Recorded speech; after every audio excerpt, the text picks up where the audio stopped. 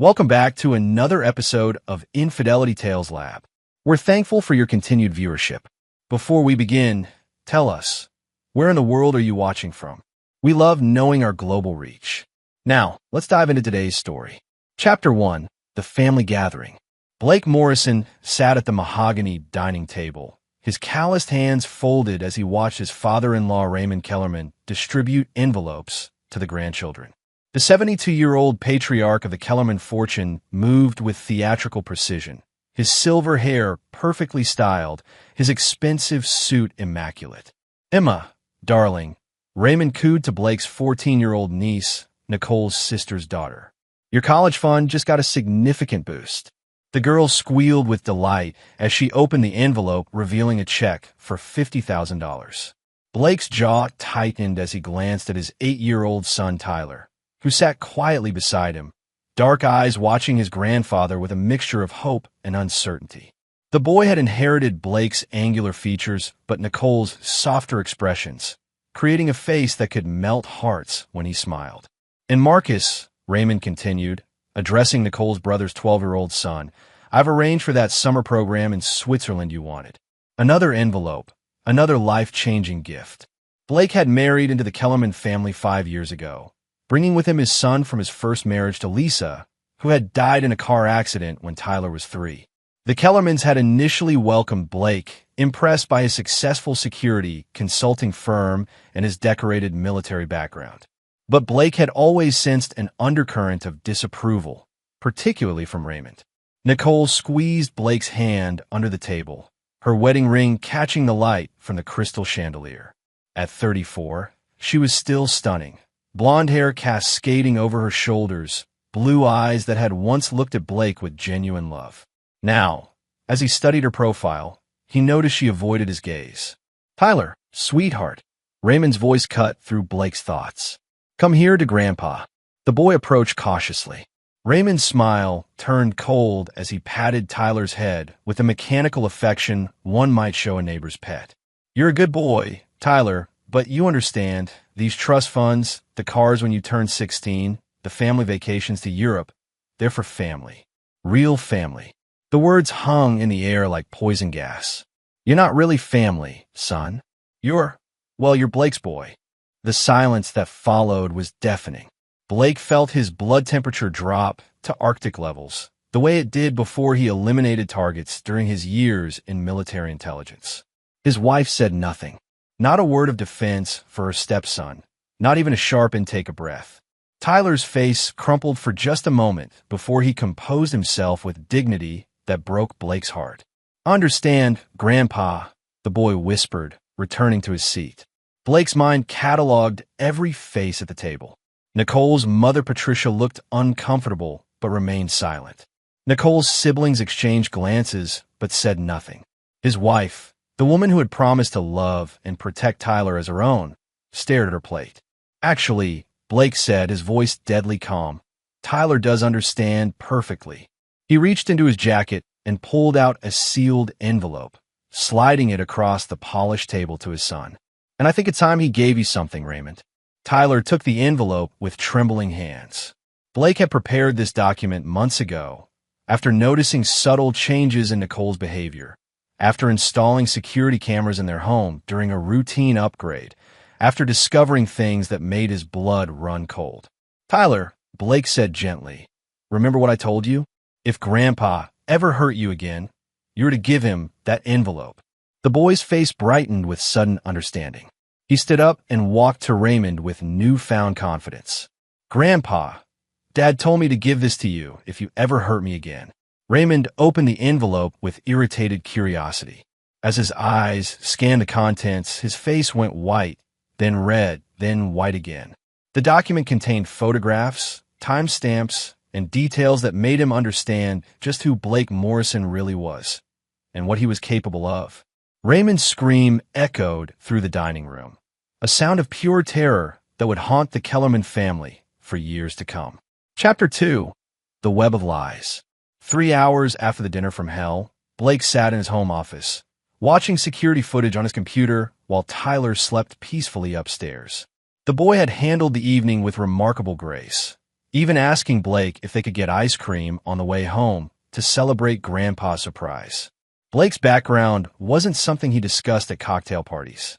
12 years in Army intelligence, specializing in psychological operations and information warfare. After Lisa's death, he transitioned to private security consulting, building a legitimate business that served as a front for more specialized services. Governments and corporations paid him extraordinary sums to solve problems that couldn't be handled through conventional channels. The doorbell rang at 11:47 p.m. Blake checked the security monitor. Derek Sullivan stood on his doorstep, looking agitated. Derek was Nicole's college friend who had recently moved back to town, supposedly to start a real estate business. Tall, athletic, with the kind of easy charm that made people trust him immediately. Blake had never liked him. "Blake!" Derek's voice carried a forced casualness as Blake opened the door. "Is Nicole home? I need to talk to her about something urgent." "She's asleep," Blake replied, studying Derek's micro-expressions. Dilated pupils, elevated heart rate visible in his neck pulse, defensive posture. Classic signs of deception and anxiety. "It's about the Whitmore property deal. She asked me to stop by if I heard anything, regardless of the time." Blake knew Nicole had no involvement in any Whitmore property deal. "I'll let her know you stopped by."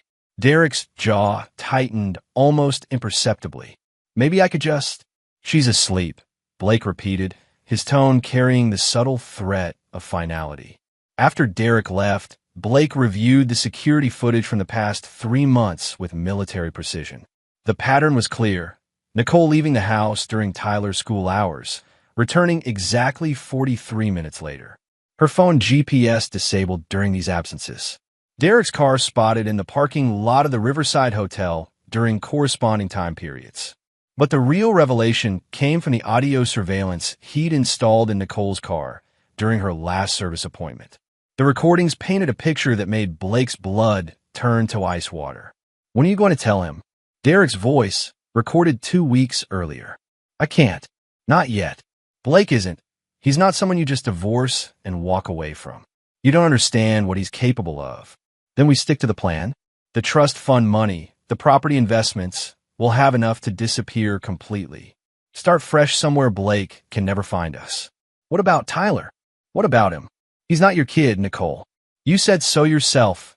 You only married Blake for security after your dad's gambling debts nearly destroyed the family. The kid's just collateral damage." Blake had heard enough.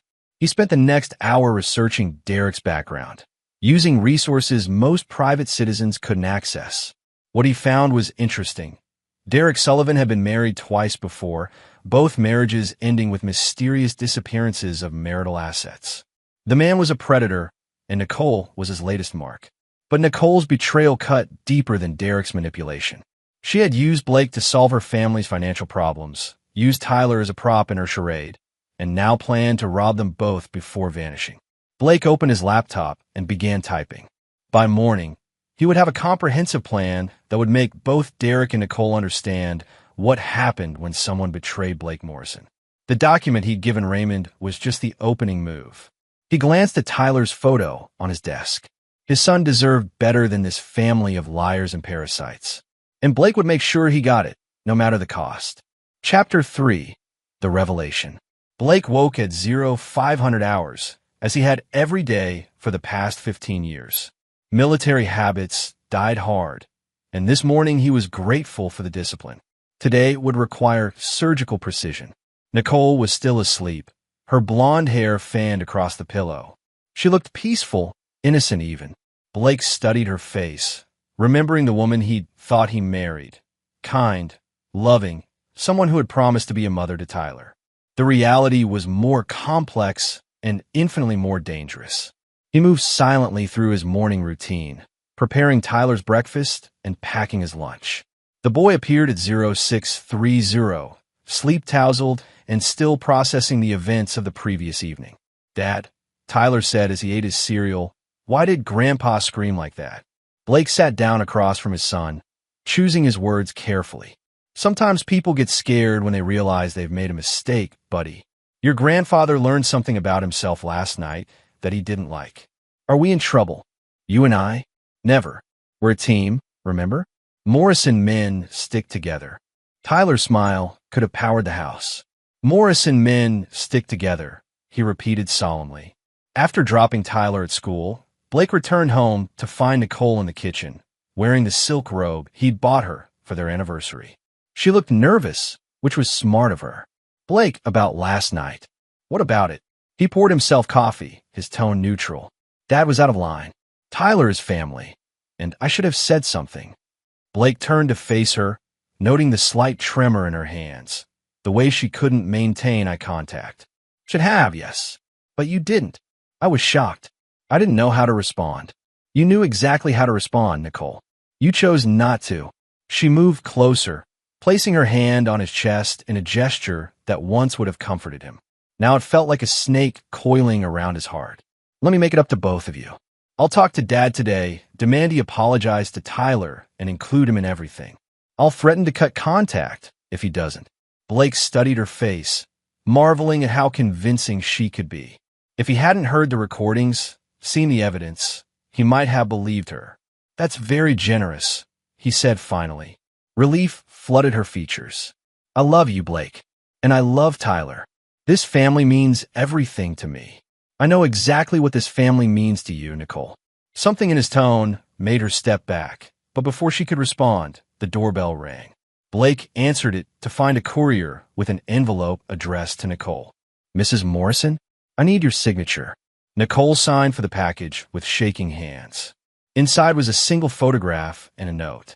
Blake watched her face drain of color as she saw Derek's car at the Riverside Hotel, timestamp clearly visible. The note was simple. We need to talk. All three of us. Tonight, 8 p.m., the warehouse on Industrial Boulevard. Come alone, both of you. Tyler will be safe at his sleepover at the Matthews house, which I've already arranged. P.S. Derek's marriage history makes for fascinating reading. Nicole looked up at Blake, and for the first time since he'd known her, she looked genuinely terrified. Blake, I can explain. I'm sure you can. You've always been good with words. He took the photograph from her trembling hands. But I think it's time for the truth, don't you? All of it. The warehouse meeting would be where everything came to light. Blake had spent months preparing for this moment, and tonight, Nicole and Derek would discover what happened when someone tried to manipulate a man who had spent years perfecting the art of psychological warfare. But first, he had a phone call to make to Tyler's teacher, confirming the sleepover that would keep his son safely away from what was about to unfold. Morrison men stuck together, and Blake would do whatever it took to protect the only family that truly mattered. Chapter 4. The Architect of Ruin. Blake Morrison's warehouse sat in the industrial district like a tomb waiting for its occupants. He'd purchased the building 3 years earlier through a shell company, officially for storage of his security consulting equipment. Unofficially, it served as a place where Blake could work on problems that required privacy. At 1900 hours, Blake made his final preparations. The warehouse was equipped with soundproofing that would make a recording studio jealous, security cameras with night vision capabilities, and enough backup power to run independently for weeks. What Nicole and Derek didn't know was that this meeting had been planned for months, ever since Blake first suspected his wife's betrayal. His phone buzzed with a text from Tyler. Having fun at Tommy's. His mom made pizza shaped like dinosaurs. Love you, Dad. Blake smiled genuinely for the first time in weeks. After tonight, Tyler would never have to endure another moment of the Kellerman family's toxic dysfunction. Blake would make sure of that. The sound of car engines announced the arrival of his guests. Through the security monitors, Blake watched Nicole and Derek exit their respective vehicles. Nicole wore a black dress that Blake had once told her made her look stunning. Derek was in a suit, probably thinking he could intimidate or charm his way out of whatever was coming. They were about to learn that Blake Morrison was neither intimidated nor charmed by anything. Blake opened the warehouse door as they approached. The vast space was dimly lit, with 3 chairs arranged in the center under a single bright light. It had the theatrical quality of an interrogation room, which was exactly what Blake intended. Please sit, Blake said, his voice echoing in the cavernous space. Derek glanced around nervously. Blake, man, I think there's been some misunderstanding. No misunderstanding. Blake remained standing, positioning himself where he could watch both of their faces. I know about the affair. I know about the plan to steal money from Nicole's trust fund. I know about your history. Derek, 2 previous wives, both of whom discovered their assets mysteriously vanishing around the time you disappeared from their lives. Nicole's face went white. Blake, please. I know you married me to solve your family's debt problems, Nicole. I know you've been lying about loving Tyler, about wanting to be his mother. I have recordings of every conversation you've had in your car for the past 3 months. Derek started to stand, but Blake's gaze froze him in place. There was something in Blake's eyes that spoke of violence held in check by the thinnest of margins. Here's what's going to happen, Blake continued, his voice conversational. Derek, you're going to return every penny you've manipulated from Nicole, plus interest. You're also going to transfer ownership of the properties you purchased with stolen money to a trust fund for Tyler. You can't prove anything, Derek said, but his voice lacked conviction. Blake smiled, the expression more terrifying than any scowl. I don't need to prove anything to a court, Derek. I just need to prove it to the people who matter. Your business partners, for instance. The ones who don't know about your creative financing methods.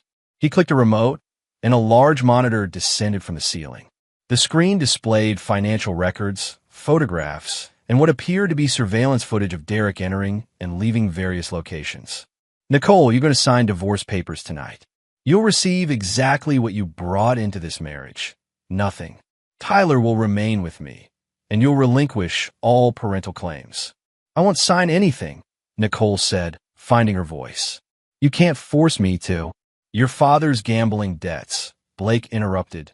The ones I paid off to save your family from bankruptcy? They're going to resurface. With interest. And I have documentation showing that the money I used came from my security business, which means those debts are now legally tied to certain international obligations that your father definitely cannot repay. The color drained from Nicole's face completely. Blake's security business did indeed have international clients, the kind who collected debts through methods that didn't involve lawyers. You're insane, Derek whispered. I'm thorough, Blake corrected. I'm also patient, methodical, and utterly without mercy when someone threatens what I love. And I love exactly 2 people on this planet, my son Tyler and the memory of his mother Lisa. Blake walked to a wall panel and opened it, revealing a collection of photographs and documents. Derek, your real name is David Kramer. You've been running marriage scams for 8 years. Your first wife, Jennifer, didn't leave you. She's in a mental health facility in Nevada, convinced she's lost her mind because her husband and all her money vanished on the same day. Derek's composure cracked completely. How could you possibly? Your second wife, Maria, moved back to Mexico believing she was cursed. Interesting pattern. You don't just steal money, you psychologically destroy these women so they won't come looking for you. Blake turned to Nicole. Did he tell you about them? About what he does to women who trust him? Nicole looked at Derek with dawning horror. You said you'd been married before, but you told me they were amicable divorces. He lied, Nicole. Just like you lied to me. Just like you both lied to Tyler every time you pretended to care about him. The warehouse fell silent except for the hum of machinery. Blake watched as his wife and her lover processed the reality of their situation. They had tried to manipulate a predator, and now they were discovering what that felt like from the prey's perspective. I have a counter-proposal, Blake said finally. Derek, you disappear tonight. Forever. I don't care where you go, but if I ever see you again, if you ever contact Nicole again, if you ever run another marriage scam, I will personally ensure that Jennifer and Maria learn exactly where to find you. And I'll make sure they have the resources to express their feelings appropriately. Derek nodded frantically. I'll leave. Tonight. I swear. Nicole, you have a choice. Sign the divorce papers, take nothing, and walk away quietly. Or I release everything I have about your family to the IRS, the FBI, and several other agencies that take a dim view of the creative accounting methods your father used to hide his gambling losses. Blake's phone chimed with another text from Tyler. Dad, Tommy's mom wants to know if you want her to save you some pizza. Blake typed back, tell her thank you, but Dad's having dinner with some people who are about to lose their appetite. When he looked up, Both Nicole and Derek were staring at him with pure terror. "You have until tomorrow at noon to make your decisions," Blake said. "After that, I implement Plan B. And trust me, you don't want to know what Plan B looks like." Chapter 5. The Psychological Minefield.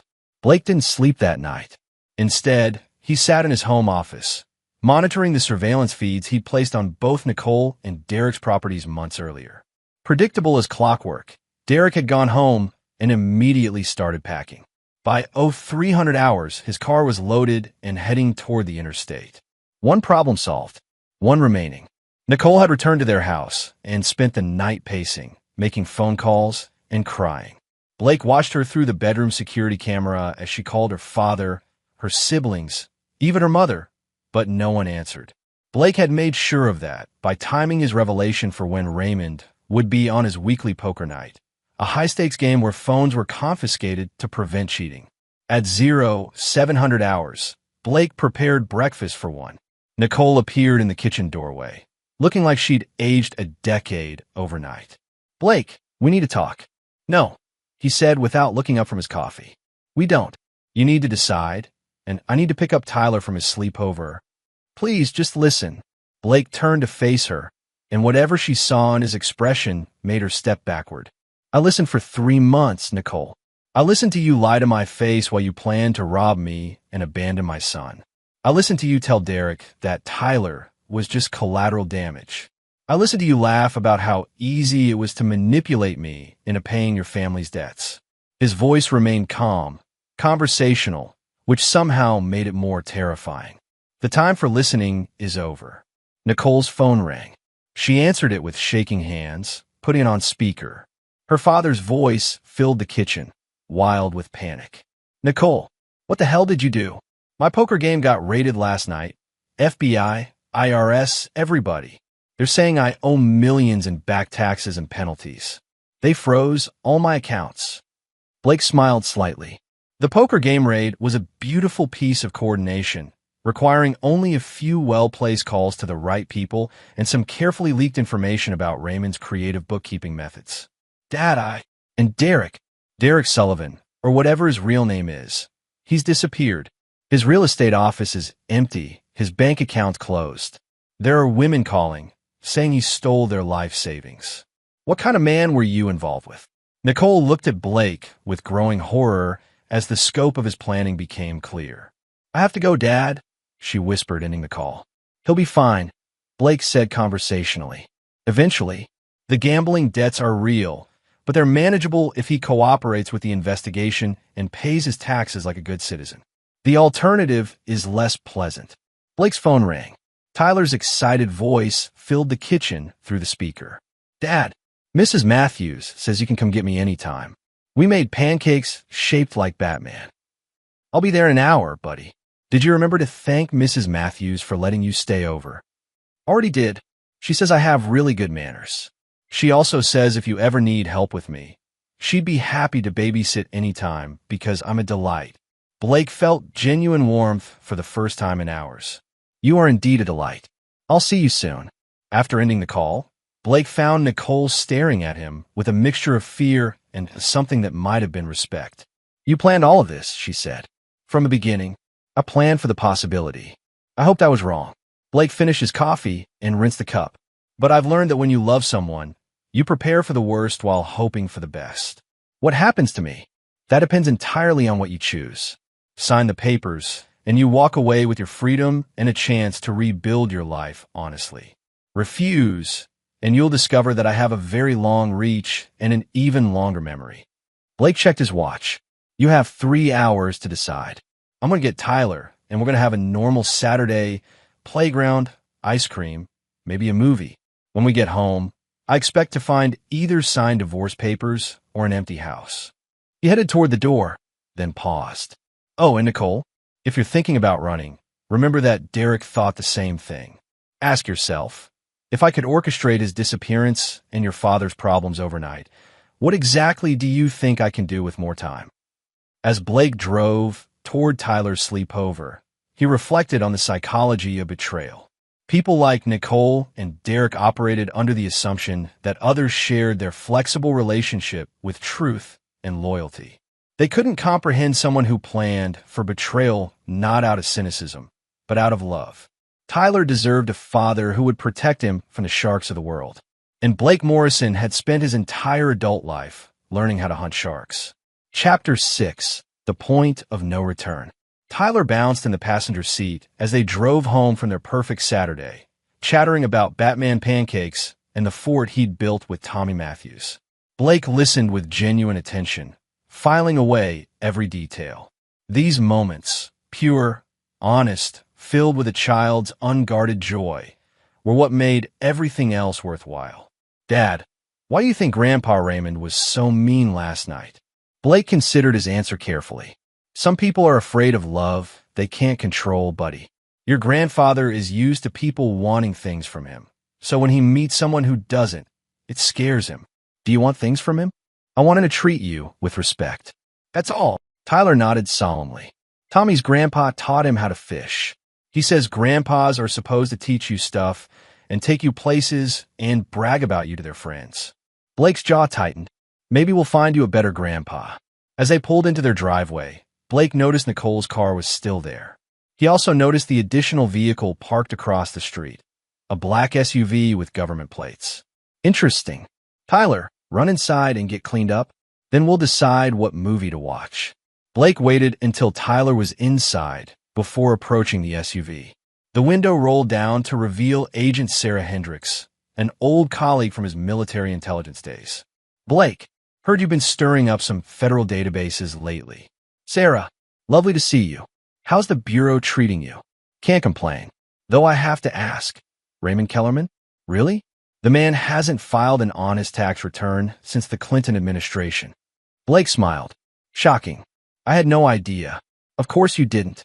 Sarah's expression turned serious. "We've also got reports about a Derek Sullivan, real name David Kramer, who seems to have vanished into thin air just as several federal agencies were taking interest in his activities. Tragic. I hope he's somewhere warm." "Blake, what are you doing?" "Protecting my son from people who would use him and discard him. Nothing more, nothing less." Sarah studied his face. "The old Blake Morrison I knew would have just quietly filed for divorce and moved on. The old Blake Morrison didn't have Tyler." After Sarah drove away, Blake entered his house to find Nicole in the living room, divorce papers spread across the coffee table. She was signing each page with mechanical precision, tears streaming down her face. Tyler ran down the stairs, freshly showered and wearing his favorite Superman pajamas. He stopped when he saw Nicole crying. "Nicole, are you okay?" She looked up at the boy she'd pretended to love, the child she'd planned to abandon, and for a moment her composure cracked completely. "I'm fine, sweetheart. Just saying goodbye." Tyler looked confused. "Are you going somewhere?" Blake stepped forward. "Nicole has decided she needs to go live somewhere else for a while. It doesn't have anything to do with you, buddy. Sometimes adults make choices that are hard to understand." Nicole finished signing the papers and stood. She walked over to Tyler and knelt down to his level. "Tyler, I want you to know that you deserve all the love in the world. Your dad loves you more than anything, and you should never forget that." For a moment, Blake saw a flicker of the woman he'd thought he married, the one who might have genuinely cared for Tyler if her own greed hadn't gotten in the way. "Will I see you again?" Tyler asked. Nicole glanced at Blake, who gave an almost imperceptible shake of his head. "Maybe someday," she whispered, then kissed Tyler's forehead. "Be good for your dad, okay?"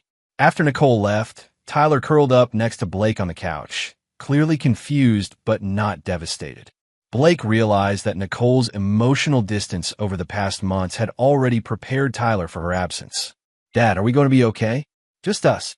Blake pulled his son closer. "We're going to be better than okay. We're going to be free. Morrison men stick together," Tyler said sleepily. "Always," Blake confirmed. As Tyler fell asleep against his shoulder, Blake's phone buzzed with a text from an unknown number. "This isn't over. You've made enemies, Blake. Watch your back." Blake deleted the message without concern. He'd been making enemies his entire adult life, and he was still here while most of them weren't. What mattered now was building a future where Tyler would never again be subjected to people who saw him as disposable. The war was far from over, but Blake had won the first major battle.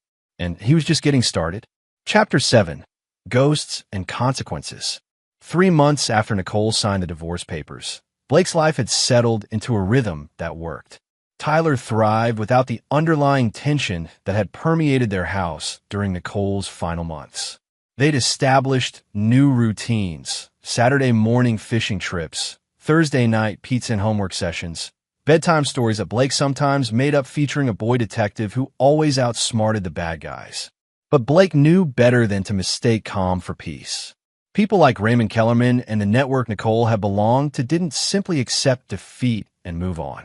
They regrouped, planned, and struck back when their targets felt safe.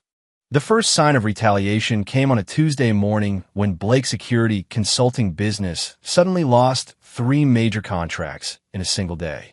The stated reasons were budget restructuring and strategic realignment, but Blake recognized the coordinated nature of the attacks. Someone with significant influence was pressuring his clients. The second sign was Tyler coming home from school with a black eye. "What happened?" Blake asked, kneeling to examine his son's face. "Some kids at school said their parents told them my family are criminals. Marcus, Aunt Emma's son, he said you made Grandpa Raymond lose all his money, and that makes me a thief's kid." Blake felt the familiar coldness settle over him, the temperature drop that preceded violence. But Tyler needed comfort, not revenge. "Not yet. What did you do?" "I told them you're the best dad in the world, and they don't know what they're talking about. Then Marcus pushed me, so I pushed him back." Tyler looked worried. "Did I do the right thing?" "You defended your family. That's always right." Blake hugged his son gently. "But I think it's time we had a conversation with Marcus's parents." That evening, Blake received a call from Nicole's sister Emma. "Blake, I think we need to talk." "About Marcus giving Tyler a black eye?" "Yes, I think we do." "About your systematic destruction of our family. Dad's in the hospital, stress-induced heart attack. Mom's had to sell the house. And now Nicole. No one's heard from her in weeks." Blake's voice remained neutral. "I'm sorry to hear about Raymond's health. As for Nicole, she made her choices." "Choices?" Emma's voice rose. "You manipulated her into signing away her rights to Tyler, then terrorized her into disappearing. I gave her evidence of her affair and embezzlement plans, then offered her a clean exit. She took it. You destroyed her life.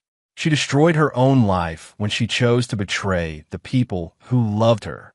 There was a long silence before Emma spoke again, her voice colder now. "You made enemies, Blake. Our family has resources, connections. You might want to remember that."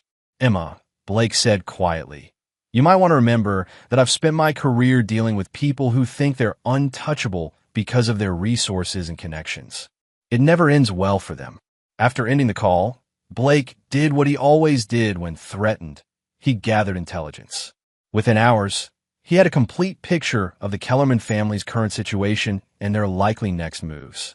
Raymond was indeed in the hospital, but his heart attack had been triggered by FBI raids on his properties and the discovery of decades of tax evasion and money laundering. The man's gambling debts were the least of his problems now.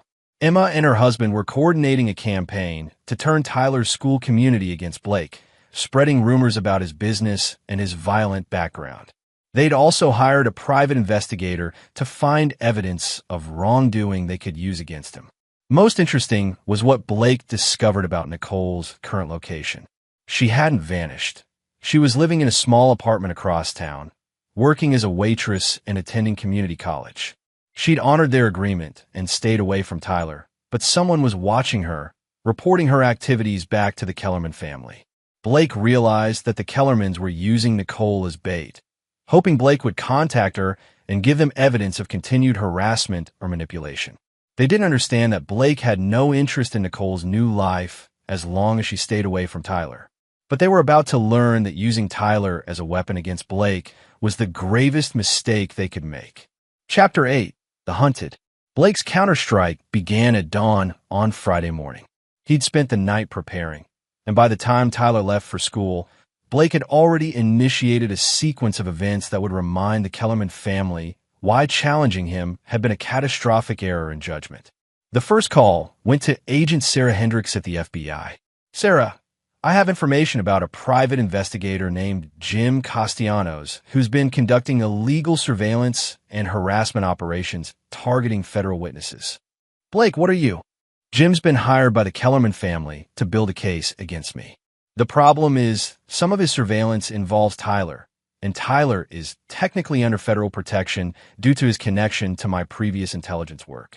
This was true, though Blake had never mentioned it to anyone. Tyler's status as the child of a former intelligence operative automatically qualified him for certain protections, especially when foreign nationals were involved, which they were, given Blake's international client base. I'll look into it, Sarah said. I'd recommend moving quickly. Jim's been photographing Tyler at school, following him to friends' houses. If anything happens to my son because the Bureau failed to protect him, Blake didn't need to finish the threat. Sarah understood that Blake Morrison with a grievance was exponentially more dangerous than Blake Morrison conducting business. The second call went to Tommy Matthews' mother, whose husband happened to be the superintendent of Tyler School District. Mrs. Matthews, this is Blake Morrison. I wanted to thank you again for including Tyler in so many activities with Tommy. He's a wonderful boy, Blake. Tommy adores him. I'm glad. Unfortunately, we're dealing with some family drama that might spill over into the school environment. Tyler's mother's family is, let's say, they're having legal troubles and they're trying to deflect blame onto Tyler and me. If anyone approaches you or the school with allegations about our family, I'd appreciate a call before any action is taken. Of course, has Tyler been having problems at school? Some children have been repeating things their parents told them. Marcus Kellerman gave Tyler a black eye yesterday. Mrs. Matthews' voice went cold. I wasn't aware of that. I'll speak to my husband immediately. Blake's third call was to his lawyer, instructing him to file restraining orders against Emma Kellerman and her husband, citing harassment of a minor and coordination of a bullying campaign. By noon, Blake had constructed a protective web around Tyler that would make any further attacks both difficult and legally dangerous for the Kellermans. But protection was only the first phase. The second phase began when Blake accessed the private investigator's computer systems, a skill he'd maintained from his intelligence days. What he found was a goldmine of illegal activity. Jim Castellanos hadn't just been hired by the Kellermans.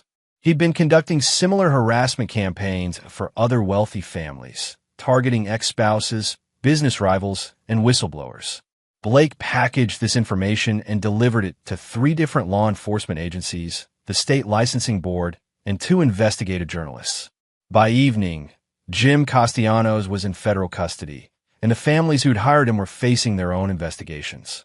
Emma Kellerman called Blake that night, her voice shaking with rage. You son of a bitch. Jim's been arrested, and now the FBI is asking us questions about Tyler. What did you tell them? The truth. That your family hired someone to stalk and photograph my 8-year-old son. We were gathering evidence. You were committing felonies. Blake's voice was arctic. Emma, I gave your family every opportunity to walk away with dignity. Raymond brought this on himself with his criminal financial activities. Nicole brought it on herself with her affair and theft plans. And now you've brought it on yourself by targeting Tyler. This isn't over, Blake. We have lawyers, connections. Your lawyers can't help you now. Your connections are too busy dealing with their own FBI investigations. And Emma, the next time someone lays a hand on Tyler, the next time someone makes him cry because of your family's vendetta, I will demonstrate why people in my former profession are trained to disappear problems permanently. Blake ended the call and checked on Tyler, who was sleeping peacefully with a book about sharks still open on his chest. The boy's black eye was healing, but the incident had marked a line in Blake's mind, a line the Kellermans had crossed at their own peril. The war was escalating, but Blake had always excelled at escalation. The Kellermans were about to discover that some enemies were better left unmade. Chapter 9. The Final Checkmate. 6 months after the warehouse confrontation, Blake stood in the courthouse, watching Raymond Kellerman shuffle past in an orange jumpsuit, his wrists shackled. The once proud patriarch looked broken, aged decades by his fall from grace. Their eyes met briefly, and Blake saw recognition there. The understanding that this was Blake's design, his revenge, perfectly executed over time. Raymond had been sentenced to 12 years in federal prison for tax evasion, money laundering, and racketeering. The FBI investigation had uncovered a network of illegal gambling operations, corrupt political donations, and shell companies stretching back 20 years. The evidence had been meticulously compiled and anonymously delivered to law enforcement, piece by piece, ensuring Raymond couldn't escape through legal technicalities. Emma and her husband had fled to Canada after their own indictments came down, leaving Marcus with his grandmother. Nicole's mother, Patricia, had moved to a nursing home, her remaining assets seized to pay restitution for Raymond's crimes. As for Nicole herself, Blake had kept tabs on her from a distance. She'd finished her community college program and was working as a bookkeeper for a small nonprofit. She'd never attempted to contact Tyler, honoring their agreement. Blake respected that choice, even if he could never forgive her betrayal. Tyler, now 9, thrived in their new life together. The black eye was long healed, and the boy rarely asked about his former family anymore. He'd made new friends, excelled in school, and developed a passion for chess that reminded Blake of his own strategic mind. "Dad," Tyler said as they walked from the courthouse. "Was that really Grandpa Raymond?" "Yes." He looked sad. Blake stopped and knelt to Tyler's level. "Sometimes people make choices that lead to sad endings, buddy. But that's not our concern anymore. Our concern is building a good life together. Are we safe now?" Blake smiled, ruffling Tyler's hair. "We're safe. More than safe, we're free." That evening, Blake received an unexpected visitor. Nicole stood on his doorstep, looking nothing like the woman who'd once lived in his house. She was thinner, dressed simply, her hair shorter and darker. But there was something in her eyes that hadn't been there before. Honesty, maybe, or the weight of genuine remorse. "I heard about the sentencing," she said. "I wanted to thank you. Thank me for not destroying me the way you destroyed everyone else. For giving me a chance to rebuild." Blake studied her face, looking for deception out of habit. He found none. "You honored our agreement. That mattered. How is Tyler?" "Happy. Healthy. Better off without the toxic influences in his life." Nicole nodded, tears starting to form. Could you tell him that I think about him? That I hope he's doing well?" "No," Blake said simply. "He's moved on, Nicole. You need to do the same." She wiped her eyes and nodded again. "I know. I wanted you to know that leaving him was the hardest thing I've ever done. I know I don't have the right to feel that way after what I did, but it's true. Perhaps that means you're becoming a better person. I'm trying to be. The woman she was selfish and weak and cruel. I don't want to be her anymore." Blake watched Nicole walk away, disappearing into the night like a ghost of his former life. He felt no satisfaction in her pain, no triumph in her isolation. She'd made her choices, and now she was living with the consequences, just as Raymond rotted in prison and Emma lived as a fugitive. Inside the house, Tyler was at the kitchen table, working on a chess problem Blake had given him. "Dad, I think I figured it out. If white moves the knight here, then black has to sacrifice the queen to avoid checkmate." Blake examined the board. Tyler's solution was elegant, ruthless, and completely correct. "Excellent work. You're thinking like a true strategist. You taught me that sometimes you have to sacrifice pieces to protect what's really important." Blake sat down across from his son, marveling at the boy's natural intelligence and moral clarity. Tyler would never suffer the betrayals Blake had endured, because Blake would ensure his son learned early how to recognize predators and respond to threats. What's really important, Tyler? Family. Real family. People who love you and protect you and never give up on you. That's right. Morrison men stick together. Always, Tyler confirmed, then grinned. "Want to play another game? I think I can beat you this time." Blake laughed, genuinely happy for the first time in years. "You're welcome to try." As they reset the chessboard, Blake reflected on the long journey that had brought them to this moment. He dismantled the Kellerman family empire piece by piece, removed every threat to Tyler's well-being, and created a safe space where his son could grow into the exceptional man Blake knew he would become. The boy who had once been rejected and humiliated at a family dinner was now confident, loved, and protected. The document Tyler had delivered that night had been Blake's declaration of war. But this moment watching his son plan chess strategies with the focused intensity of a master. This was Blake's victory.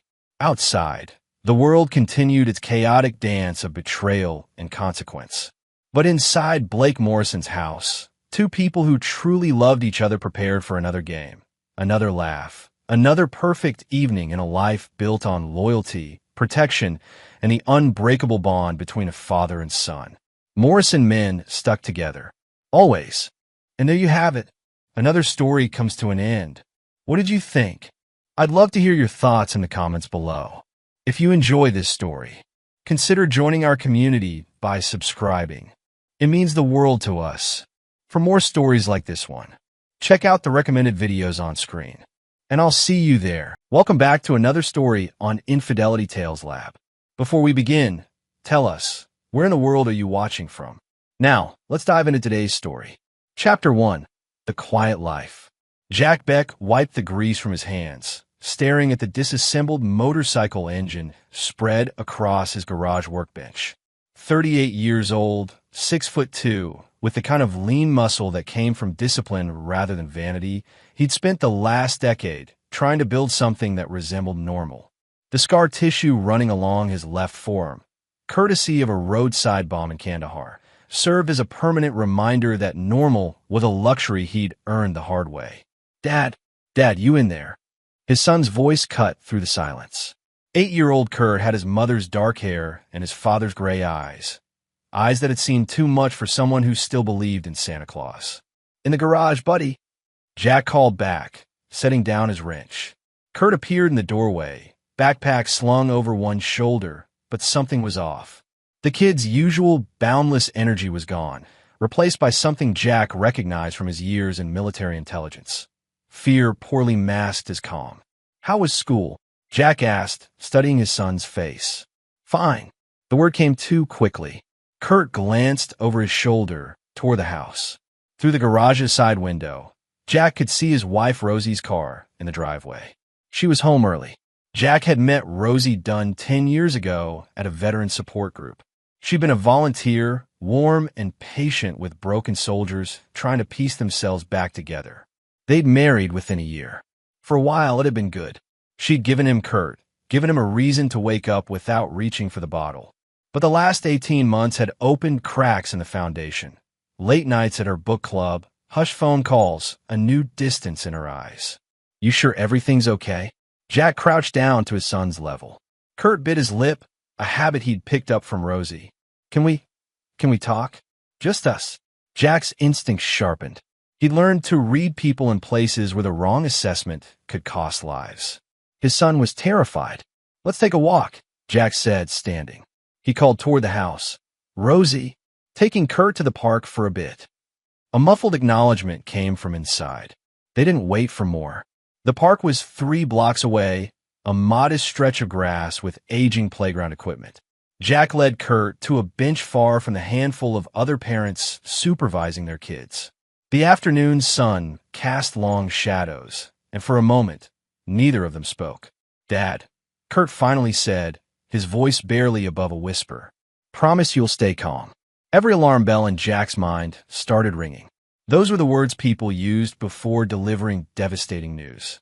He'd heard them in briefings before learning about casualties, before receiving divorce papers from soldiers whose marriages hadn't survived deployment. "I promise," Jack said, though his jaw was already tightening. "What's going on?" Kurt reached into his backpack with trembling hands. "Mommy's friend, the police officer. He came to my school today. Harvey Moran." Jack's hands clenched involuntarily.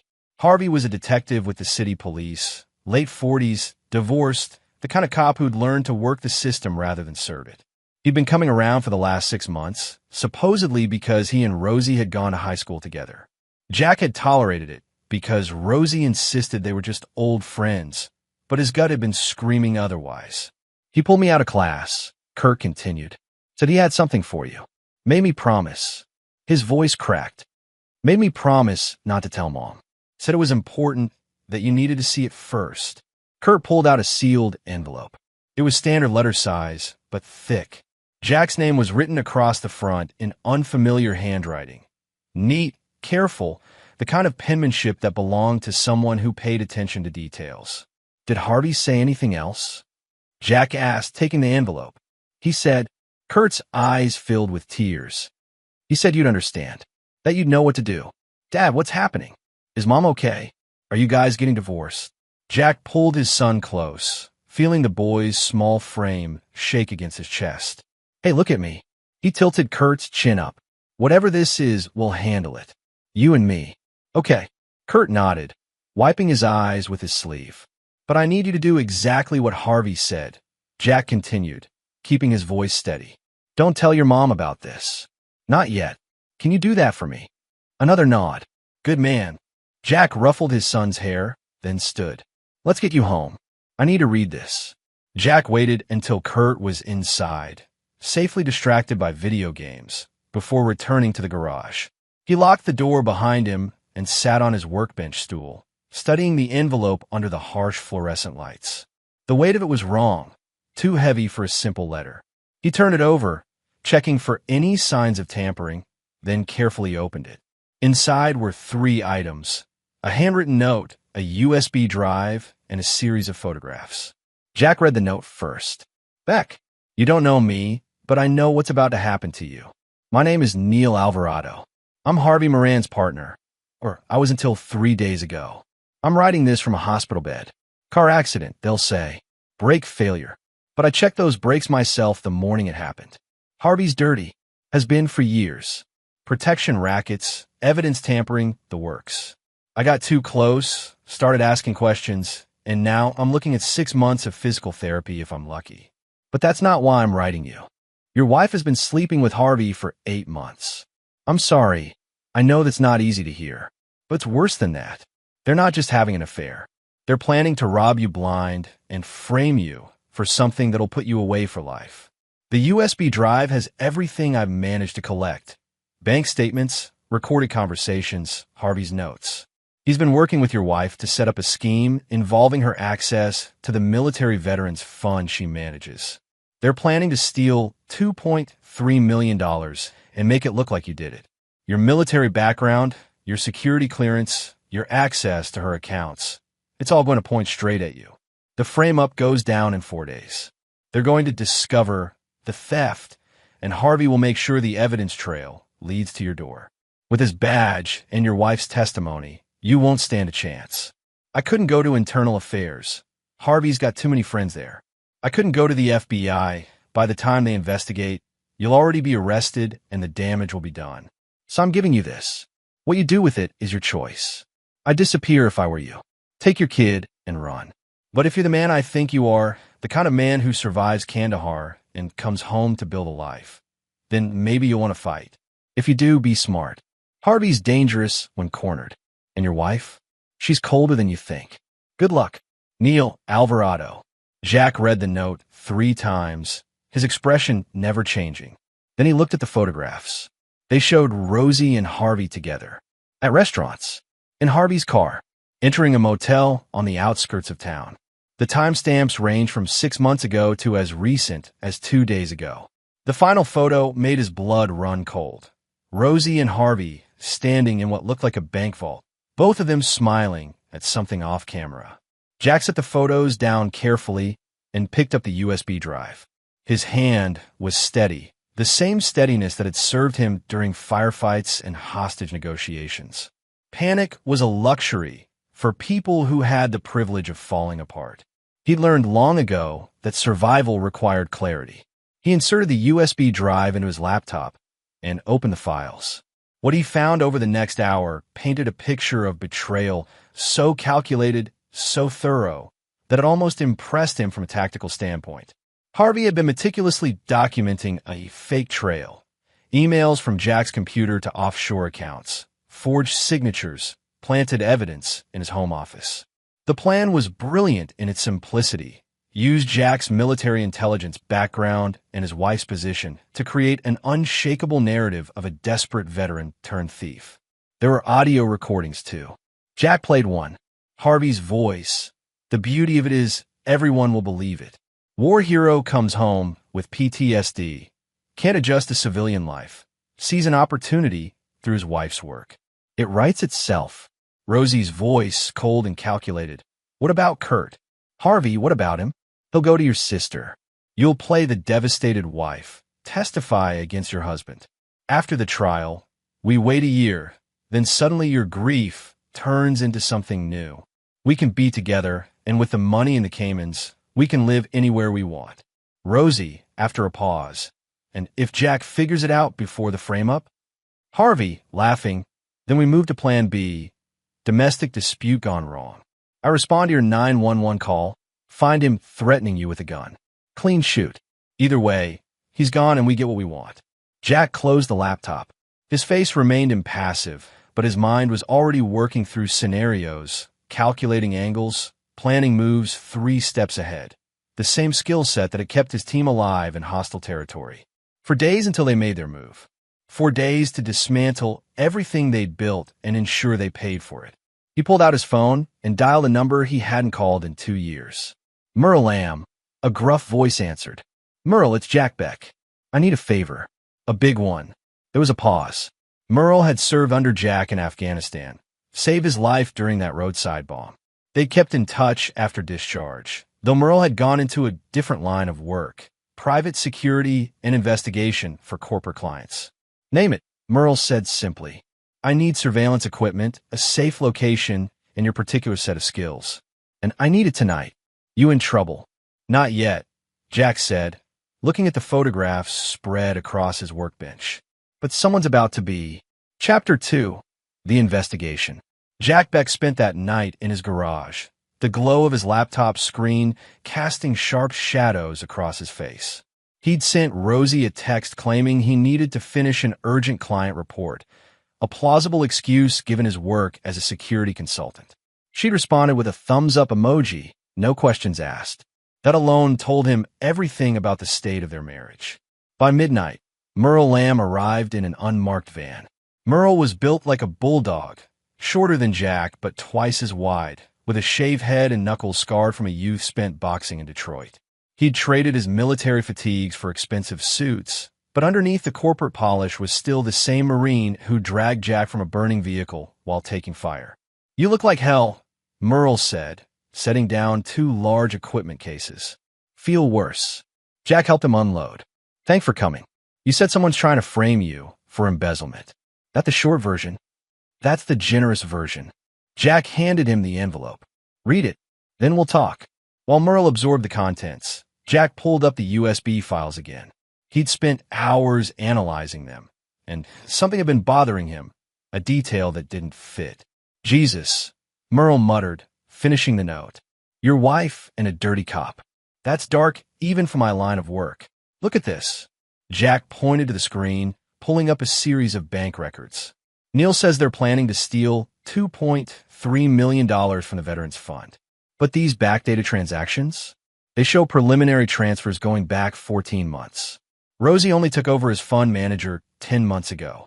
Merle leaned in, eyes narrowing. So either Neil's timeline is wrong or someone else is involved. Someone who had access before Rosie. Jack switched to another file. A personnel roster for the Mountain Ridge Veterans Support Foundation where Rosie worked. Her predecessor was a woman named Louise Hughes. She resigned abruptly right before Rosie got the position. No forwarding address, no social media presence since she left. You think she's part of this? I think she's either part of it or she found out and got scared.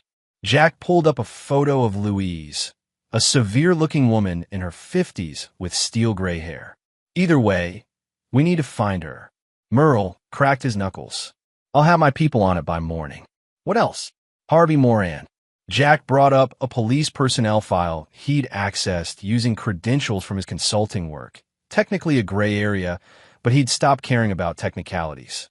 17 years on the force. Decorated. But look at his financials. He's drowning in debt.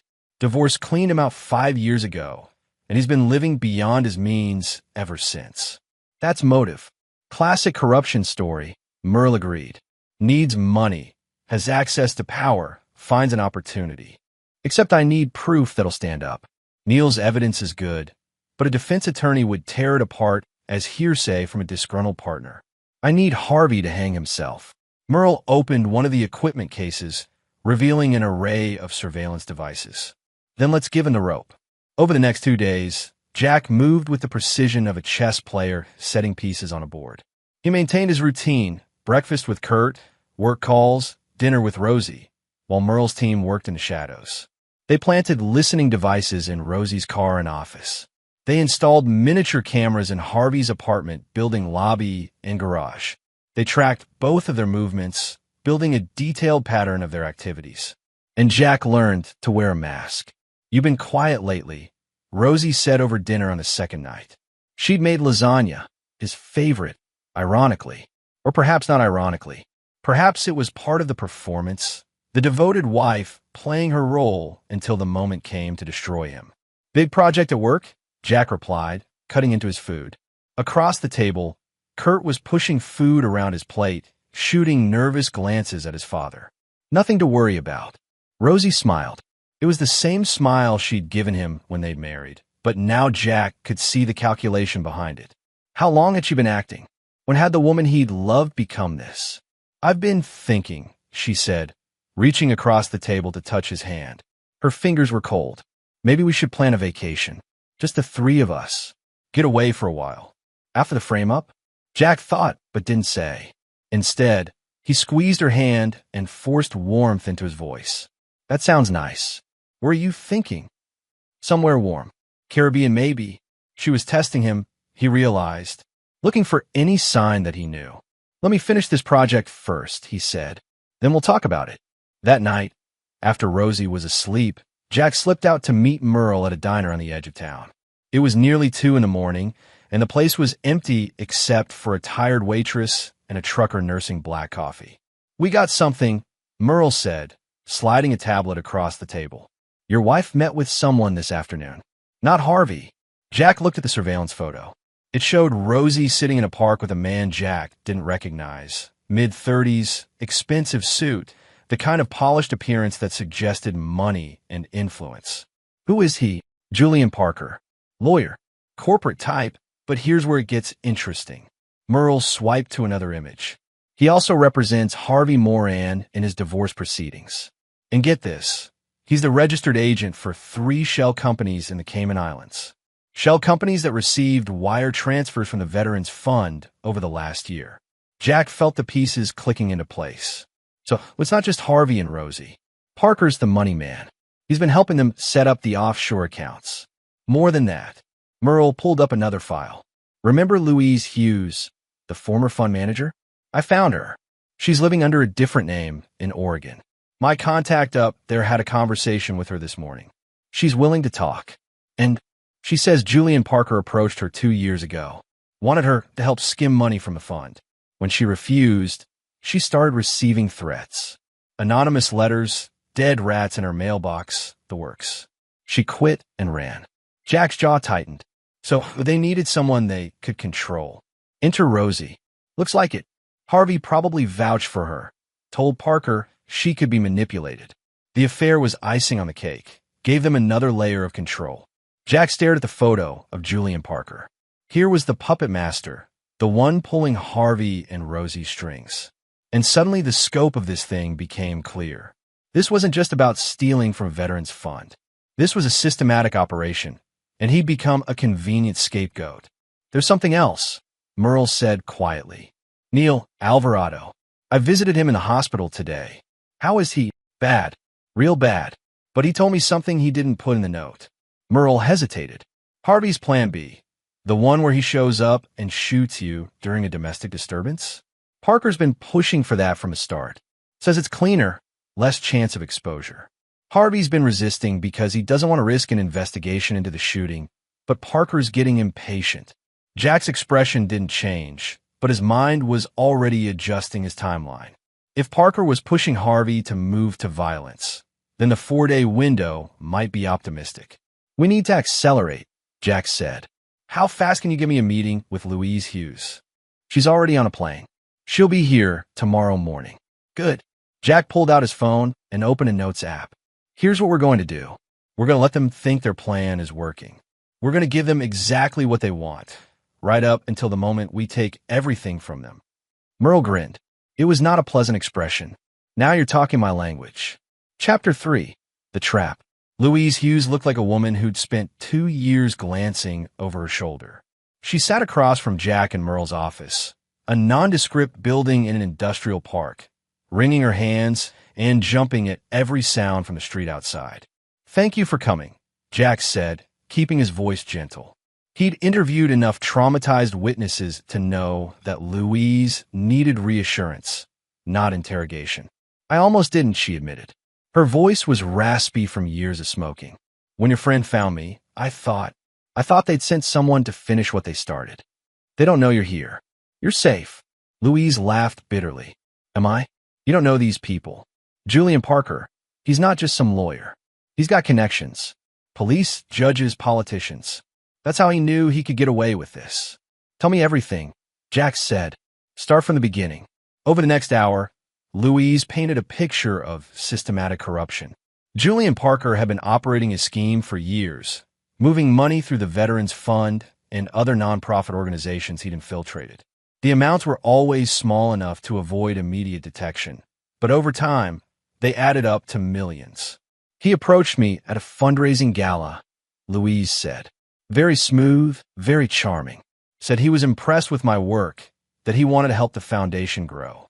Next thing I knew, he was suggesting creative accounting to maximize our resources. When I realized what he was really proposing, I tried to back out. That's when the threats started." She nodded. "At first it was subtle. Hang-up calls. My car getting keyed. Then it escalated. Someone broke into my house while I was sleeping and left a note on my pillow. It said, 'Next time you won't wake up.' That's when I knew I had to disappear." "Why didn't you go to the police?" Louise's laugh was hollow. "Because Harvey Moran was one of the people threatening me. He showed up at my house in uniform, told me that if I made any accusations, he'd make sure I was the one who got investigated. With his badge and Parker's lawyers, who would believe me?" Jack glanced at Merle, who was recording the conversation. This was gold, but it still wasn't enough. They needed something that would crack the whole operation open. "Louise," Jack said carefully, "do you still have any documentation? Anything that could prove Parker's involvement?" She reached in her purse and pulled out a USB drive. "I kept copies of everything. Bank statements, emails, memos. I was too scared to use them, but I couldn't bring myself to destroy them either." Jack took the drive like it was made of gold. "This is exactly what we need." "What are you going to do?" Louise asked. "I'm going to give them what they want," Jack said, "and then I'm going to destroy them." That afternoon, Jack put the first phase of his counter-operation into motion. He created a series of digital breadcrumbs, emails from his computer to offshore accounts, searches for money laundering techniques in his browser history, encrypted files on his hard drive that would look damning if discovered.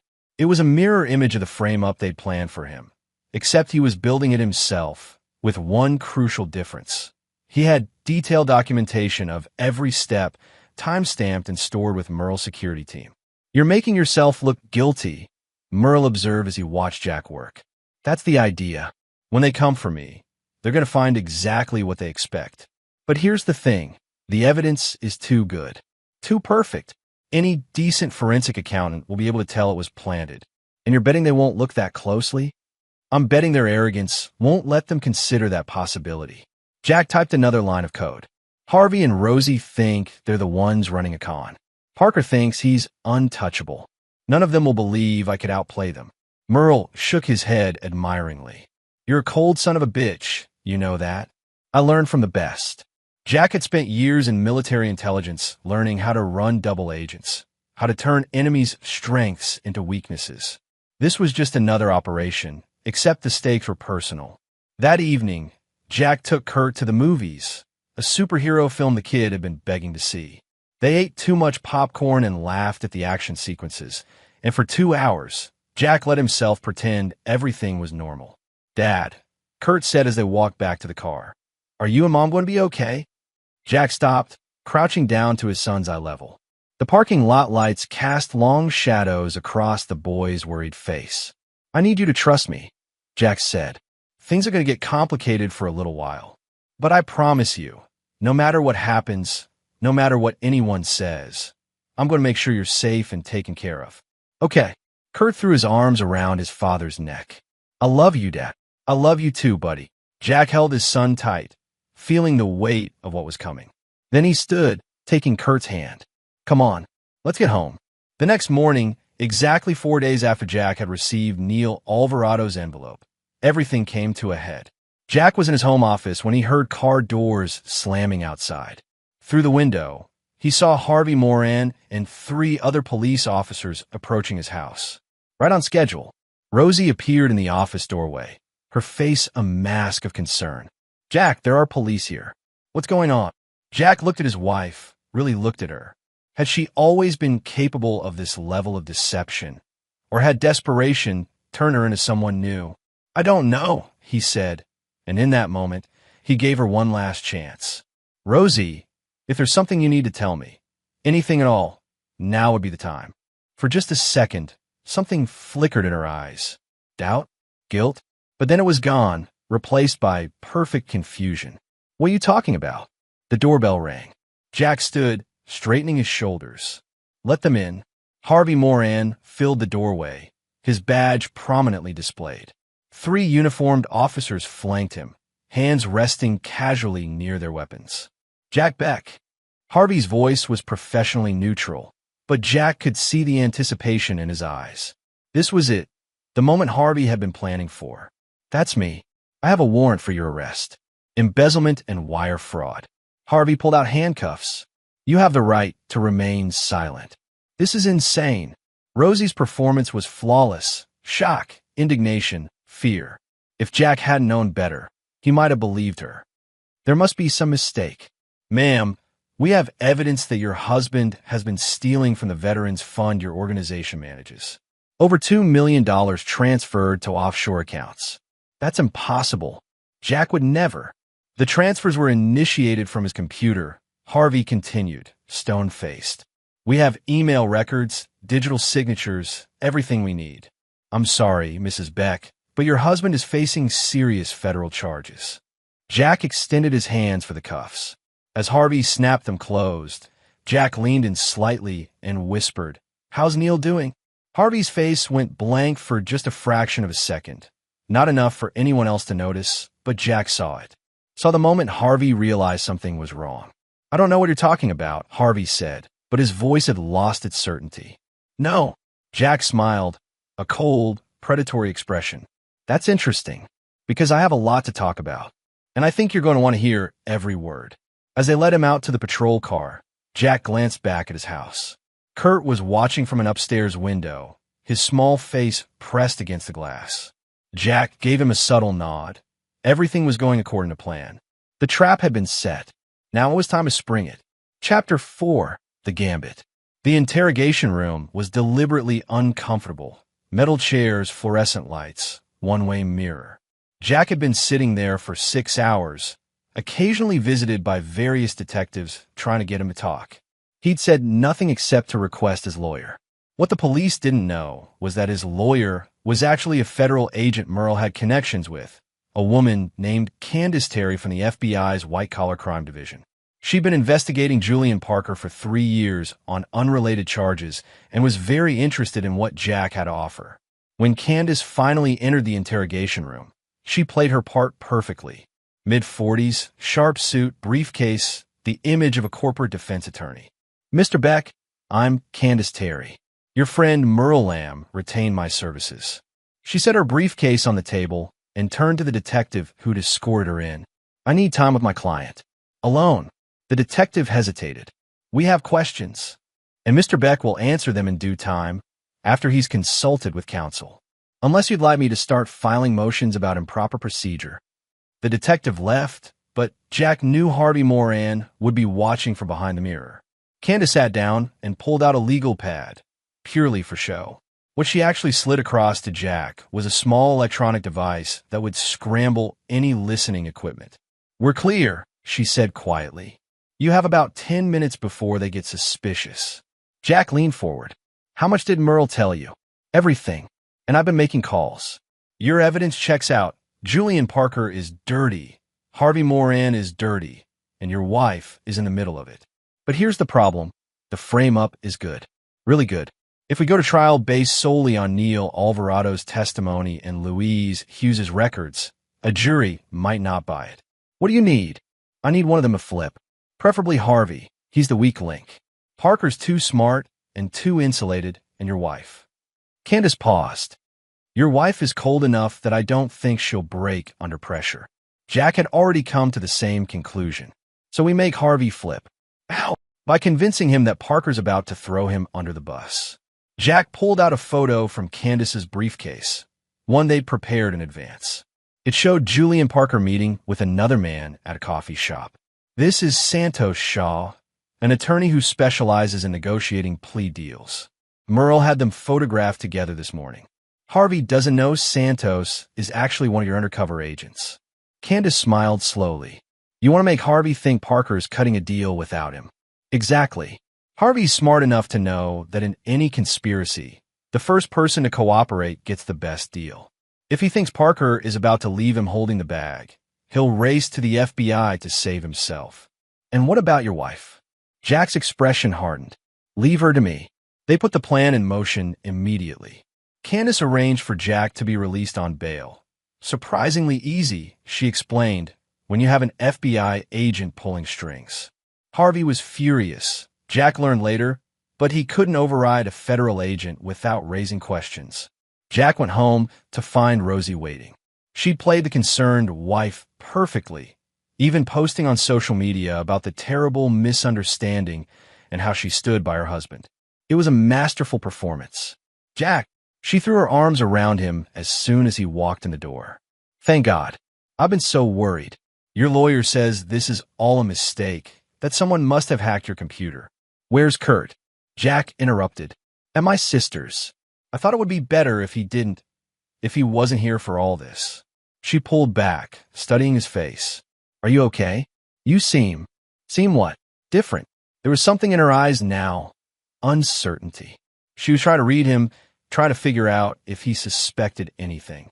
I've been arrested for a crime I didn't commit, Jack said flatly. Different feels appropriate.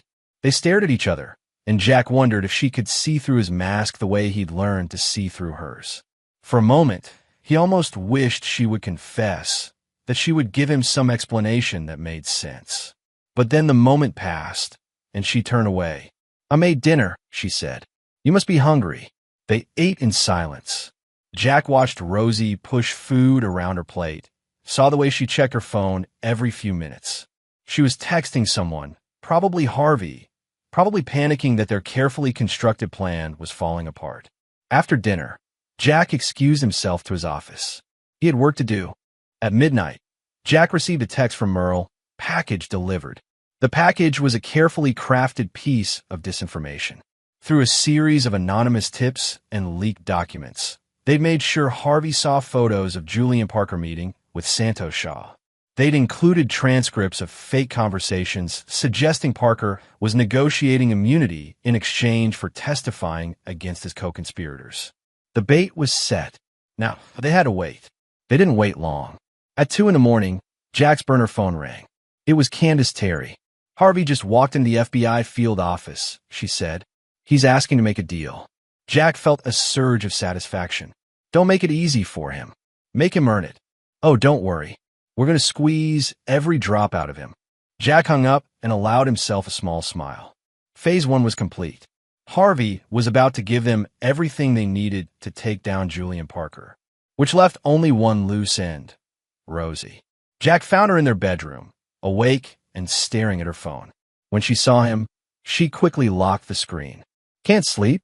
He asked. No. Her voice was tight. This whole thing, it's been a nightmare. Has it? Jack sat on the edge of the bed. Rosie, I need to ask you something, and I need you to be honest with me. She tensed. What? Are you having an affair? The question hung in the air between them. Jack watched her face cycle through emotions, surprise, indignation, fear, before settling on something like sorrow. Jack, why would you ask me that? Because I've been paying attention. The late nights, the secretive phone calls, the way you look at me like I'm someone you're trying to figure out rather than someone you love. For a moment, he thought she might actually tell the truth. But then she shook her head, tears forming in her eyes. I'm not having an affair, she said. I love you. I know things have been strange lately, but that's because she hesitated. Because I've been worried about you. About us. I thought maybe we were drifting apart, and I didn't know how to fix it. It was a good lie. If Jack hadn't known better, he might have believed it. Okay, he said simply. I believe you. Relief flooded her face. Thank you. Jack, I promise. But I need you to do something for me. He pulled out a document. Divorce papers he'd had Merle draw up. I need you to sign these. Her relief evaporated. What? What? Because if I'm going to beat these charges, I can't have my personal life complicating things. My lawyer says it'll look better if we're legally separated. Shows the prosecution they can't use you against me. It was complete nonsense, of course, but Rosie didn't know enough about legal strategy to question it. Jack, I don't want to get divorced. It's temporary, just until this is over. Please, Rosie, I need you to trust me. She stared at the papers, her mind clearly racing. Jack could see her weighing options, calculating angles. Finally, she picked up a pen. For you, she said, signing her name. Because I love you. Jack took the papers, feeling nothing but cold satisfaction. Thank you. This will make everything easier. He left the bedroom before she could see his expression. Chapter 5. The Confession. Harvey Moran's cooperation was a beautiful thing to watch. Over the next 48 hours, he gave the FBI everything, detailed records of the embezzlement scheme, evidence of Julian Parker's criminal network, testimony about how they'd planned to frame Jack. But Candace Terry wanted more. She wanted Harvey to wear a wire. Parker doesn't know I've flipped yet, Harvey explained during a meeting at the FBI field office. Jack was there, watching through a video feed from another room.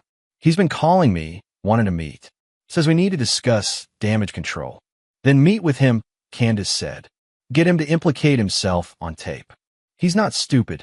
If I wear a wire and he finds it, he won't find it. She slid a tiny device across the table.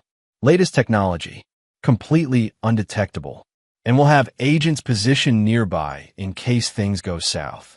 Harvey picked up the device, his hand shaking slightly. For all his corruption, he wasn't a brave man, just a greedy one who'd gotten in over his head. What about Rosie? Harvey asked. Is she cooperating? Not yet, Candace said. But she will. Through the video feed, Jack watched Harvey's face carefully. There was something there, not quite guilt, but close. A hint of conscience buried under layers of justification and self-preservation. She's not a bad person, Harvey said quietly. She got desperate. Her gambling debts were crushing her, and Parker knew it. He used it against her, promised he could make her problems disappear if she helped him access the Veterans Fund. Jack's hands clenched. He hadn't known about gambling debts. Rosie had hidden them well. And you? Candace asked. What's your excuse? Harvey laughed bitterly. Same as everyone, I guess. I needed money. Parker offered it. I told myself it was just this once, just to get back on my feet after the divorce. But one time became two became three. He shook his head. You ever notice how easy it is to justify things to yourself? By the end, I'd convinced myself I wasn't really hurting anyone. It was just money from a fund that had plenty. Veterans were still getting their benefits. No real harm done. Except you were planning to frame an innocent man, Candace said coldly. That was Parker's idea.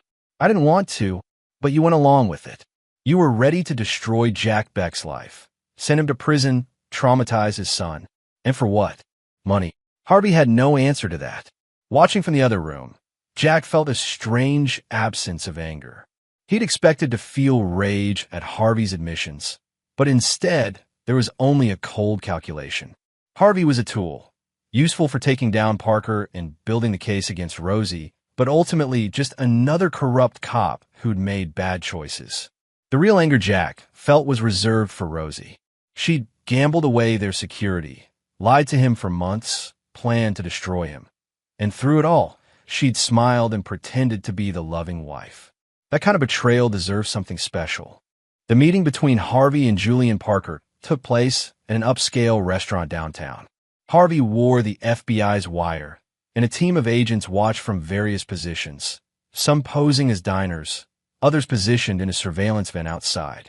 Jack listened to the feed from Candace's office, Merle standing beside him. Can't believe they let Beck out on bail. Parker's smooth voice came through the speakers. That's unexpected. His lawyer's good, Harvey replied. Jack could hear the tension in his voice. Federal agent, apparently. She's already poking holes in the evidence. That's impossible. We covered everything. Did we? Because I'm starting to think maybe we rushed this. Maybe we should have waited, been more careful. There was a pause. Jack imagined Parker studying Harvey, trying to read him. You're not getting cold feet. Are you, Harvey? Parker's tone had shifted. Friendly exterior stripped away to reveal something harder underneath. I'm being realistic. If Beck's lawyer finds even one thread to pull, the whole thing could unravel. And if it does, we stick to the plan. We have documentation. We have evidence. We have everything we need. Beck's military background makes him the perfect scapegoat. Even if he fights the charges, the publicity alone will destroy him. And what about Rosie? What about her? She plays the devastated wife, helps the prosecution, and after Beck's convicted, she gets her share of the money. Everyone wins. Except Beck. Except Beck, Parker agreed. But that's his problem, not ours. Harvey, listen to me. You're a soldier in this. You follow orders, you do your job, and you get paid. That's how this works. Don't start developing a conscience now. In Candace's office, Jack listened to Parker condemn himself with every word. The FBI agent was smiling. We've got him, she said. Parker just confessed to conspiracy, fraud, and intent to frame you. That's enough to arrest him tonight. Do it, Jack said. Merle clapped him on the shoulder. One down, one to go. Jack nodded, but his mind was already on the next phase. Julian Parker's arrest would panic Rosie, make her realize that her carefully constructed scheme was collapsing. And in that panic, she would make mistakes. Mistakes Jack fully intended to exploit. Chapter 6. The Confrontation. Julian Parker was arrested at his home at 3 in the morning. The FBI executed search warrants simultaneously at his office, his vacation house in Aspen, and his safe deposit boxes. By sunrise, the news was everywhere. Prominent lawyer arrested in massive embezzlement scheme. Jack watched the coverage from his garage, drinking coffee and waiting. He didn't have to wait long. At 6:30, Rosie burst into the garage, still in her pajamas, her phone clutched in her hand. Did you see the news? Julian Parker was arrested. They're saying he stole millions from nonprofit organizations, that he was running some kind of criminal enterprise. She stopped, studying Jack's calm expression. You don't seem surprised. Should I be? Jack, what's going on? First you get arrested, now Parker. Is there some connection I'm not seeing? Jack set down his coffee mug. This was the moment he'd been planning for. Rosie, I need you to be very careful about what you say next. Her face paled. What are you talking about? Julian Parker is naming co-conspirators. Harvey Moran is cooperating with the FBI, and the walls are closing in. Jack pulled out his phone and played one of the recordings from Harvey's wire. Parker's voice filled the garage. Rosie plays the devastated wife, helps the prosecution. Rosie's hand flew to her mouth. Oh my God, 8 months, Jack said, his voice eerily calm. You've been planning this for 8 months. The affair, the embezzlement, the frame-up, all of it. Jack, I can explain. Can you? Because I'd love to hear how you explain planning to send me to prison for a crime you committed. How you explain sleeping with a corrupt cop while pretending to be my wife. How you explain being willing to destroy our son's father. Tears were streaming down Rosie's face now. I didn't want to. You don't understand. I had debts, horrible debts, and Parker said he could help, that it would be easy, that no one would get hurt. No one would get hurt. Jack's composure cracked slightly. You were going to send me to federal prison. You were going to traumatize Kurt. You were going to destroy everything I've built. I'm sorry. Rosie was sobbing now. I'm so sorry, Jack. I made terrible mistakes. I got in too deep, and I didn't know how to get out. So you decided to sacrifice me instead. Jack stood, looming over her. Here's what's going to happen now, Rosie. You're going to cooperate with the FBI. You're going to testify against Parker and Harvey. You're going to admit everything you've done. They'll send me to prison. Yes, they will. But if you cooperate, maybe you'll get a reduced sentence. Maybe you'll be out while Kurt is still young enough to know you. And if I don't cooperate, Jack's smile was cold. Then I make sure you get the maximum sentence. I have evidence you don't even know about, recordings, documents, testimony from Louise Hughes. I have enough to bury you so deep you'll never see sunlight again. Your choice. Rosie sank into a chair, her body shaking with sobs. I never wanted this. I never wanted to hurt you. But you did. Jack felt no sympathy, only a hollow satisfaction. You made your choices, Rosie. Now you get to live with the consequences. What about Kurt? Kurt will be fine. He'll live with me. He'll have a father who loves him and tells him the truth. And maybe, someday, if you're lucky, he'll forgive you. Jack, please. My lawyer will be in touch about your cooperation agreement. Jack walked toward the garage door. I suggest you get a good attorney. You're going to need one. He left her there, crying in his garage, and felt absolutely nothing. Chapter 7. The Dominoes. The investigation moved with the speed and force of an avalanche once Harvey and Rosie both agreed to cooperate. Federal agents tore through Julian Parker's empire, finding evidence of not just the Veterans Fund scheme, but a dozen other frauds spanning years. Jack watched it all unfold from a distance, focusing on rebuilding his life. He'd taken extended leave from his consulting job and was spending every possible moment with Kurt, trying to shield him from the worst of the fallout while being honest about what had happened. Is Mom go to jail? Kurt asked one evening as they sat on the back porch, watching the sunset. Yes, Jack said. There was no point in lying. She did some very bad things, and she has to face consequences. Did she stop loving us? Jack pulled his son close. I don't know, buddy. I think maybe she got lost, made some really bad choices, and couldn't find her way back. Do you still love her? It was a question Jack had asked himself countless times over the past weeks. I love the person I thought she was, the person I married. But that person, I don't think she exists anymore. Kurt was quiet for a long moment. I'm glad you found out. About all of it. If you hadn't, he didn't finish the sentence. I know, Jack said softly. But I did find out. And I'm never going to let anyone hurt you like that. That's a promise. 3 weeks after Julian Parker's arrest, the full scope of his operation became public. It turned out the Veterans Fund was just one of 7 nonprofit organizations he'd infiltrated and defrauded over the years. The total amount stolen exceeded $15 million. But it was a human cost that made headlines. One organization he'd targeted provided housing for homeless veterans. His theft had forced them to close their facility, putting dozens of vulnerable people back on the streets. Another provided medical assistance to veterans suffering from PTSD. Parker's fraud had eliminated their entire operating budget. As these stories emerged, public opinion turned viciously against everyone involved in the scheme. Harvey Morand became the face of police corruption.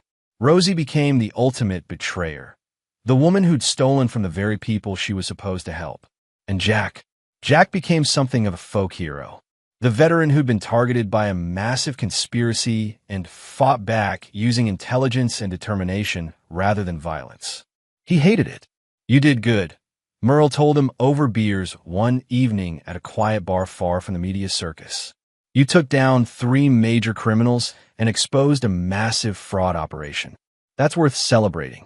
I didn't do it to be a hero, Jack said. I did it because they tried to destroy my life. Still counts. Merle raised his glass. To justice. To survival, Jack corrected, clinking bottles. They drank in silence for a moment before Merle spoke again. What are you going to do now? The FBI's offering you a consulting position. Counter-fraud investigation. Says your skills will be valuable. Jack had received that offer. He'd also received offers from 3 private security firms, 2 news networks wanting to interview him, and a book publisher interested in his story. He turned them all down. I'm going to be a father, Jack said simply. Kurt's going to need me more than ever once Rosie's sentenced. Everything else, it can wait. Merle nodded approvingly. Smart man. I try. Jack took another drink. What about you? Still chasing corrupt executives for corporate clients? Actually, I've been thinking about making a change. Merle grinned. Candace Terry offered me a position with the FBI's white-collar crime unit. Apparently, my particular skill set is in demand. You'd be good at it. High praise coming from you. They finished their beers in comfortable silence, two soldiers who'd survived different kinds of warfare and come out the other side. Chapter 8. The Reckoning. Julian Parker's trial was a media spectacle. The prosecution had an embarrassment of riches. Harvey's recordings, Rosie's testimony, Louise Hughes's documentation, and mountains of financial evidence. Parker's defense team fought hard, but they were doomed from the start. Jack attended every day of the trial, sitting in the gallery and watching justice grind forward. He wanted Parker to see him, wanted the lawyer to know that the man he'd tried to destroy was still standing. On the witness stand, Rosie looked small and broken. She testified in a monotone voice, detailing her involvement in the scheme, her affair with Harvey, the plan to frame Jack. The jury watched her with undisguised disgust. Mrs. Beck, the prosecutor asked, "Why did you agree to participate in this scheme?" Rosie's voice was barely audible. "I had gambling debts. Over $300,000. Parker found out and said he could make them disappear if I helped him access the Veterans Fund. I was desperate. And framing your husband? Whose idea was that?" "Parker's. He said we needed someone to take the fall if anything went wrong. He chose Jack because of his military background and security clearance. Said it would be believable that a veteran with PTSD might steal from other veterans." "Did you object to this plan?" A long pause. "No. Why not?" "Because..." Rosie's voice broke. "Because by that point, I convinced myself Jack would be fine. That he was smart enough to beat the charges, or that Harvey would make sure the evidence wasn't too strong. I told myself lies so I could live with what I was doing. And now I know I'm a coward and a terrible person. I destroyed my family. I betrayed the man who loved me. I stole from people who needed help. And I have to live with that for the rest of my life." It was the most honest thing Jack had heard her say in months. Not that it changed anything. Harvey testified next, his police career in ruins, facing his own federal charges despite his cooperation. He described how Parker had recruited him, how the scheme had evolved, how they'd manufactured evidence against Jack. "Did you ever consider that what you were doing was wrong?" the prosecutor asked. "Every day," Harvey said flatly. "But I did anyway. That's the thing about corruption. It doesn't happen all at once. It's a series of small compromises, each one easier than the last, until you wake up one day and realize you've become everything you swore to fight against." When Louise Hughes took the stand, her testimony was damning. She described Parker's intimidation tactics in detail, producing evidence of threats and harassment that went back years. The jury looked horrified. Finally, Parker himself testified.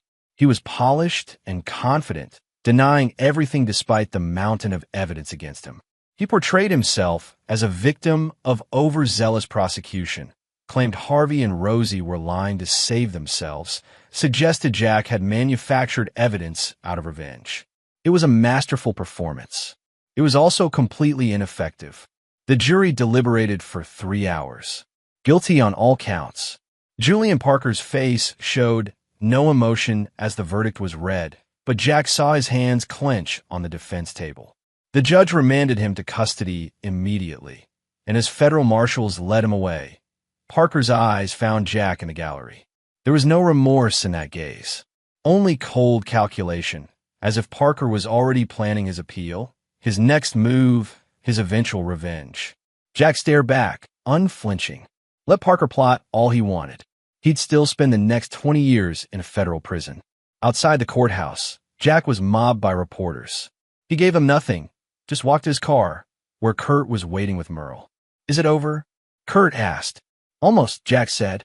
"One more thing." Chapter 9. The Aftermath. Rosie's sentencing hearing was scheduled for a month after Parker's conviction. In the interim, Jack finalized the divorce, established sole custody of Kurt, and began the slow process of rebuilding their lives. The house felt different without Rosie, emptier but somehow more honest. Jack and Kurt established new routines, new traditions. They started having breakfast together every morning, really talking rather than just going through the motions. Kurt joined a youth baseball league, and Jack never missed a game. Slowly, the media attention faded. Other scandals captured the public's interest. Life moved on. On the day of Rosie's sentencing, Jack brought Kurt to the courthouse.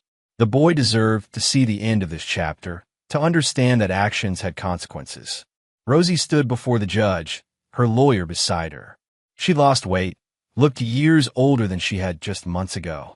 When her eyes found Jack and Kurt in the gallery, she began to cry. The judge was not impressed. "Mrs. Beck, you have pleaded guilty to conspiracy to commit wire fraud, embezzlement, and obstruction of justice. The prosecution has recommended a sentence of 5 to 7 years in federal prison in exchange for your cooperation. However, I must consider the nature of your crimes." The judge looked down at his notes. "You stole from a fund designed to help veterans, the very people you were entrusted to serve. You participated in a scheme to frame your innocent husband for your crimes.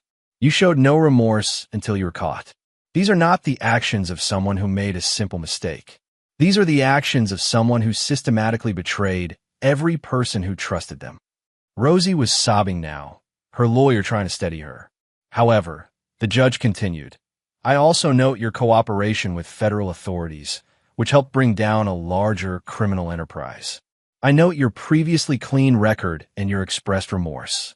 He paused, letting the tension build. "I hereby sentence you to 6 years in federal prison, followed by 3 years of supervised release.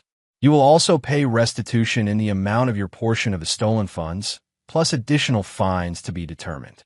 You are remanded to custody immediately to begin serving your sentence." Rosie collapsed. Marshals had to support her as they led her away. As she passed Jack and Kurt, she whispered, "I'm sorry. I'm so sorry." Jack said nothing. Kurt squeezed his father's hand tightly. Outside the courthouse, away from reporters and cameras, father and son sat on a bench in the autumn sunshine. "How do you feel?" Jack asked. Kurt thought about it. "Sad, but also okay. Is that weird?" "No, buddy. It's not weird at all." "Do you think Mom will be different when she gets out?" "Better." "I don't know," Jack admitted. "I hope so. For her sake, if not for ours." "Will we visit her?" "In prison." Jack pulled his son close. "That's up to you. If you want to, we will. If you don't, that's okay too. No pressure either way." They sat in silence for a while, watching people walk by, lawyers and defendants, families and reporters, the endless flow of humanity through the justice system. "Dad," Kurt said eventually. "Yeah. Thank you. For protecting us. For figuring everything out." Jack felt something tight in his chest loosen. "Always, kid. That's my job. Protecting you. You're really good at it." "I try." Jack stood, offering his hand. "Come on. Let's go home." 6 months later, Jack stood in his garage, working on the motorcycle he'd never quite finished. The engine was finally assembled, the chrome polished, the leather seat restored. It was beautiful, a testament to patience and careful craftsmanship. Kurt was at a friend's house. Merle was starting his new job with the FBI next week. Neil Alvarado had completed his physical therapy and returned to active duty with the police department, Harvey's position, ironically. Louise Hughes had used her testimony and the publicity to launch a nonprofit focused on protecting whistleblowers in the charity sector. And Jack was finally breathing. The nightmares had stopped. The constant vigilance had eased. He could sleep through the night again, could laugh at stupid jokes, could imagine a future that looked like something other than a battlefield. His phone buzzed. A text from Candace Terry. "Coffee next week? Have a case that might interest you. Nothing too intense, just a financial discrepancy that needs someone with your particular skills." Jack smiled. Maybe he would take that consulting job after all. Not because he needed to be a hero,